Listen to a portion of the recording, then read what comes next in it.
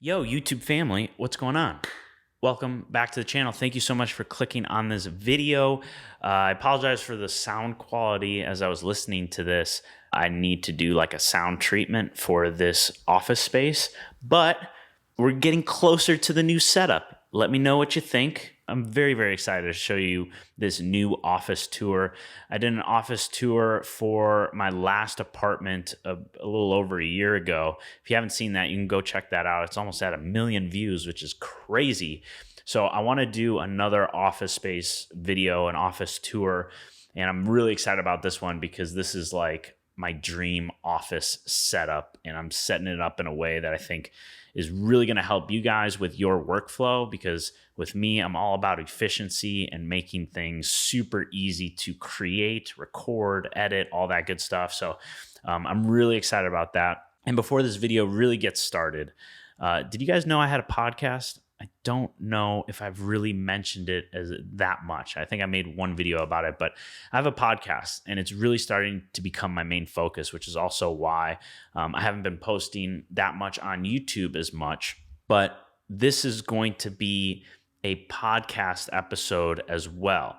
And what I want to do with this YouTube channel, and I would love to hear your feedback about this and what you guys would want to see. But I want to start posting these podcasts as a visual on YouTube. I want you to be able to watch the podcast episodes as well. And we have a second chair over here with another mic setup. And we're going to be doing in-person podcasts as well that I'll be posting on the channel. And so I want to do the full raw podcast as well as maybe like a cool mix mashup type of thing. I also want to do some rambling road vlogs again.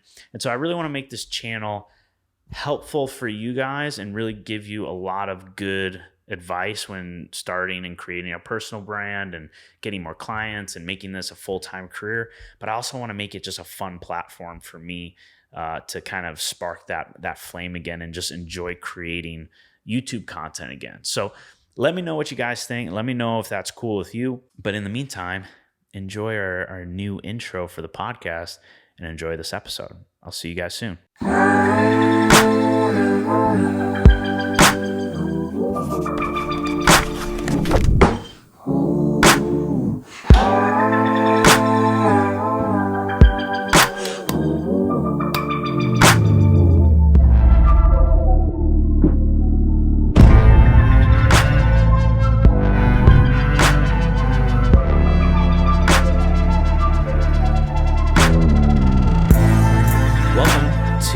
Another episode. Thanks for being here. We got the YouTube channel on right now. We're also got podcast listeners. We are doing both, and I've never really done this before. I think I did this once, and we'll see how this goes. We're experimenting, but I'm really excited about this episode because this is a conversation that I've been having kind of behind closed doors, and I haven't really talked about it that much on the platform. At least I don't think I have, or at least not enough.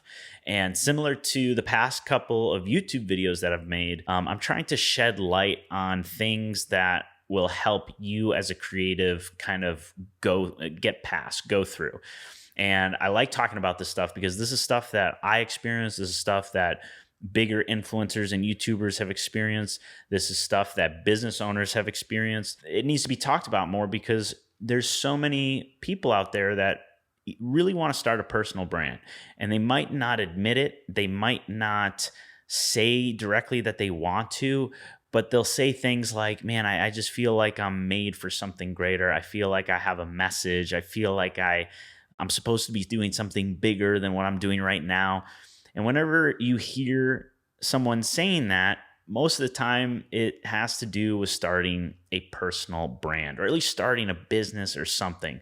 But we're going to be talking about personal branding because there's a lot of creatives that don't have a personal brand, and they really, really should. And the main theme of the conversation is what to expect when you do start a personal brand, and the reason why people hesitate, or the reason why people stop before they even get started with creating the personal brand. And before we get into that, let me just say, I do not have a huge audience. I've talked about that before. It's all relative, right? A big audience. What does a big audience even mean? I think a lot of people just kind of sweep their numbers under the rug like it's not a big deal.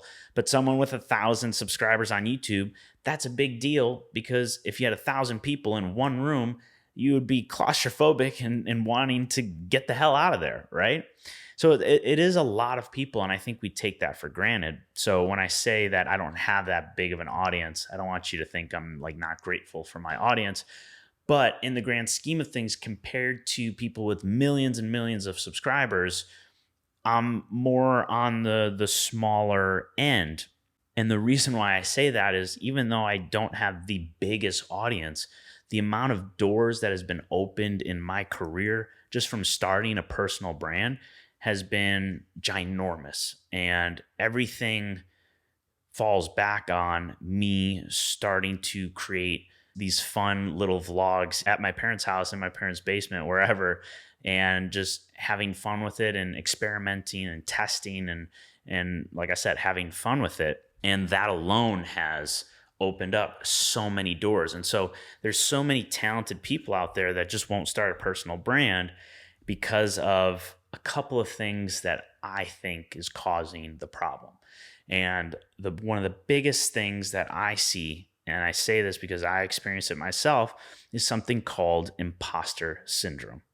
I don't know if you've heard it. You might not have heard it, but if you think about it, what do you think that means? It means just like it sounds, the feeling of being an imposter. And why do you think you starting a personal brand makes you hesitate and feel like a potential imposter to start that personal brand? And the biggest reasons are because someone you think is doing something similar.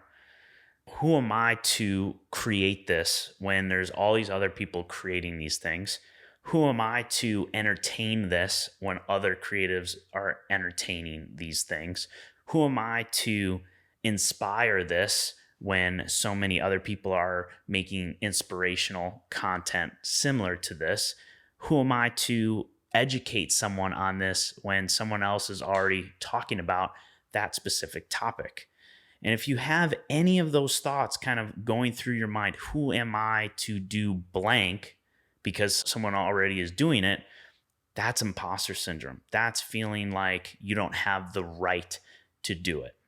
And the biggest problem with that is because by not doing it, you are not spreading your message, which then can impact someone who you don't even know right now, but someone that could be watching, that could get impacted by your message, could help them, could save their life, could inspire them to do their own thing. I mean, there's so many different possibilities for your content. And by not starting it because you feel like an imposter, like someone's already doing it, someone's already at a higher level than me talking about this topic, why should I talk about it? Is just really, you're doing yourself a disservice, and you're doing the potential people that could be getting impacted by your content a disservice. And one of the biggest reasons why that is because you're seeing someone else that you think might be at a higher level than you that's already doing it, already talking about that topic. And I want to give kind of like a metaphor or analogy on why that's just complete BS, right? So if you think about jujitsu, I'm not a jujitsu artist by any means. I don't really even know the stages of the belts. I think it goes white belt, and then I'm pretty sure it's orange belt. Let's just pretend it's orange belt. Correct me if I'm wrong in the comments or whatever. But so let's say you're new to jujitsu for the first time, and you just graduated from a white belt, and now you're an orange belt. Hopefully that's the right belt. Do you think it's possible to share your experiences and the tips and the tricks that you use to graduate from your white belt to get to the orange belt? Do you think you could share that with that person and it would help them out? Most likely. Do you think it's possible that maybe someone at a higher level, a black belt, whomever, someone that's way more advanced, might not be able to explain it as well because they're just at such a high level? They're not used to being at that low level again, where they're their techniques or the communication they're using to explain certain things makes sense to that beginner. I hope you know where I'm going with this. My point is, everybody is at a different stage in life.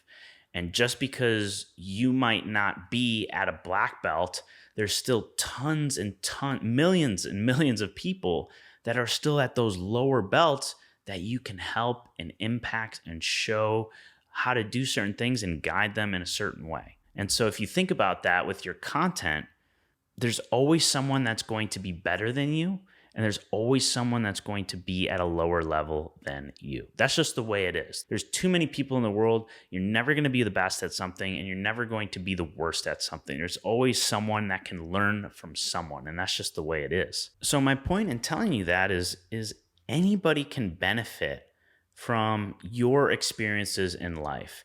Your experiences are unique to you, and it allows you to tell certain messages, allows you to educate, inspire, motivate, etc. in your own unique way.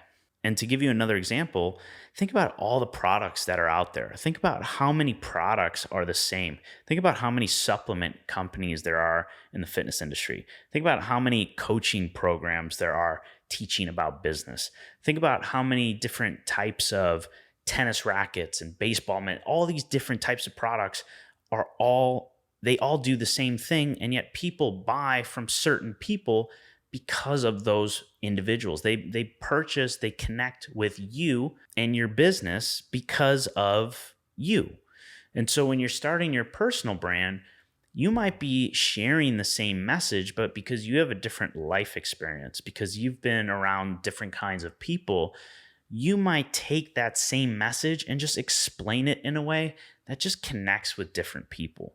And that message that somebody else shares, that might not connect with other people. They might just connect with you and your message. What I do, there's so many people that do what I do, but people watch these videos, people listen to my podcast because even though it's similar information and it's just recycled and twisted in my own way because I have different experiences, so I explain things differently, people connect with it.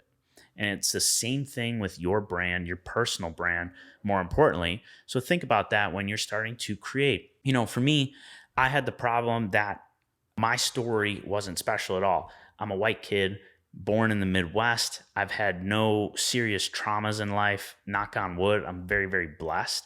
And so for me, I didn't feel like I had an important enough story to tell. When somebody asked me, what do I do? What's my thing or whatever? I was almost embarrassed to even say it because I just didn't feel special. I had nothing special to give. There's so many people that do all these amazing things because they were broke, or a parent died, or they had some tragedy that caused them to go in rock bottom to catapult their way to the top.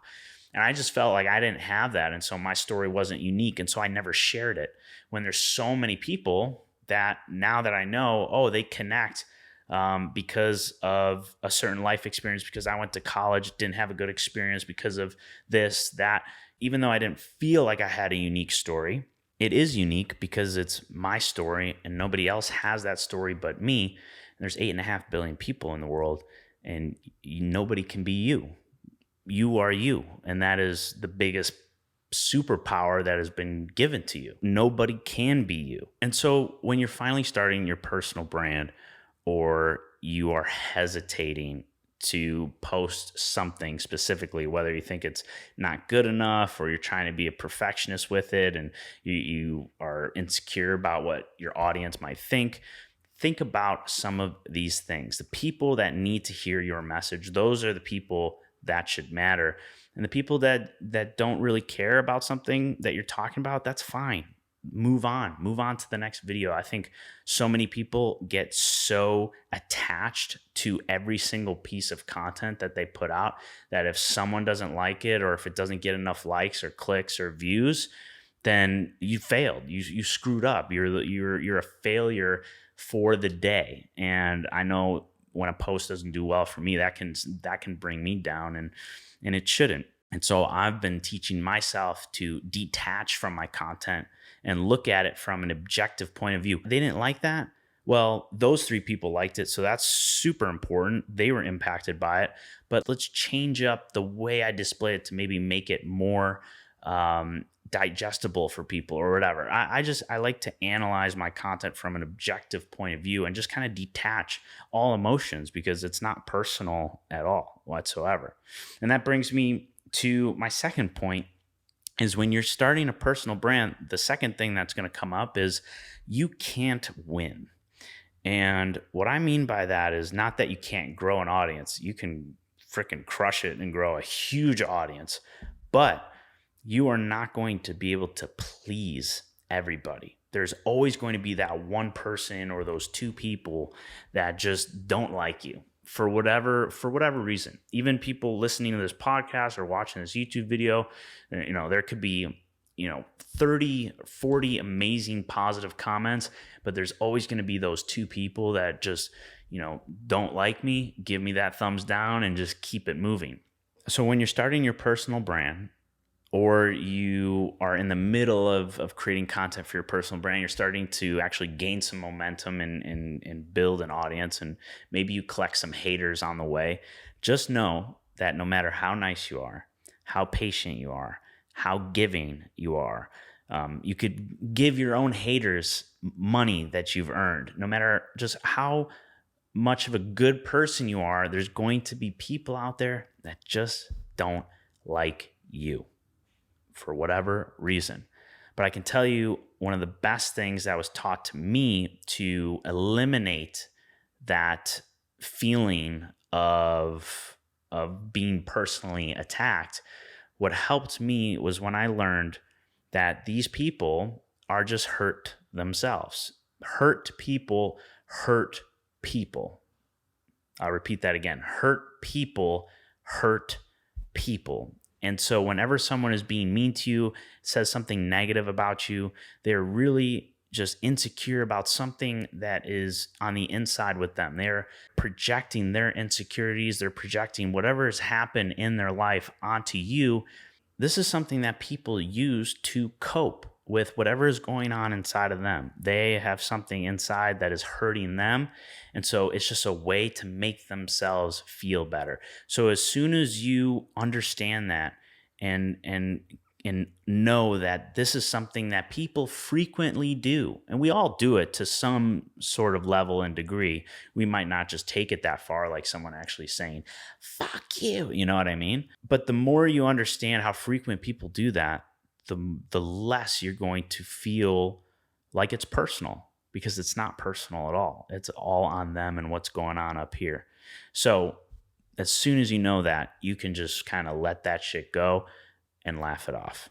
But there's still those comments that still dig deep. So I'm not talking about that stuff. There's still that bullshit out there, but it's still the same thing. There's still a hurt. If they said that out loud, it doesn't matter if you even believe it just a slight bit. And I know there's comments out there. There's been comments about me where I might believe it just a sliver. And I'm like, oh my God, are they right? That really stings. It's still not about you. It's still not personal. There's still something going on in them that they feel about themselves. So don't take it personally. So those two things, feeling like an imposter syndrome, that's going to pop up. You have to get over that one. And that's probably the most important one to get over when creating content and sharing your message. Because if you don't post for a month or 2 months or 3 months because of one of these things, you're doing people out there a disservice. You are literally not helping people by putting out your content. You have to remind yourself of that. And I've experienced this. My girlfriend has experienced this. And hopefully you can have these conversations with other creatives that are in your inner circles. And one more thing before we completely end this, something that really helps me and what I talk about a lot is always thinking about just that one person. Whenever you go and create a piece of content, whether it's a podcast, YouTube channel, Instagram captions, whatever, you should always be thinking about one person that you are talking to specifically and directly, and know that that one person is going to get impacted by it.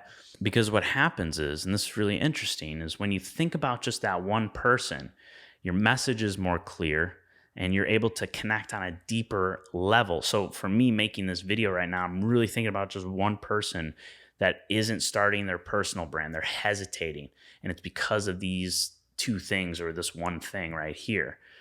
And so if you think about that one person, 9 out of 10 times, there's probably a million other people that are going through those same problems. So when you focus on that one person, you're actually helping many, many other people. And so I tell people, focus on that one person, but then pretend like you got a million other people watching you. So you feel really inspired by that message. You feel good, because when you have a million people watching you, that's a lot more inspiring than when you have just one person. And so if you don't have a channel or a personal brand with a million people right now, pretend that you do, and it actually helps. But more importantly than that, always focus on that one person whenever you're creating any kind of piece of content, no matter what it is. Emails, captions, Twitter, freaking everything. Always think about that one person if you're trying to impact someone, inspire someone, or educate someone. And that is going to be this week's episode. I hope you enjoyed it. If you got impacted by it, if this helped you, leave it a thumbs up on the YouTube channel. If you're listening on the podcast, take a screenshot and tell me what your biggest takeaway was. Let me know what your biggest takeaway was in the YouTube comments. I'd like to know if you learned anything, just so I can make this content even better. And there's going to be a lot more stuff in the works. I'm so excited about doing an office video, an office tour, showing you everything in the office. If you're listening on the podcast, subscribe to the YouTube channel. And if you haven't subscribed to the podcast and you're watching this on YouTube, definitely subscribe to the podcast, because I got a lot of hidden gems in there that is not on my YouTube channel. So go over there to Ramblin' Radio. Hope you guys enjoyed this episode, and I'll catch you in the next one. Peace.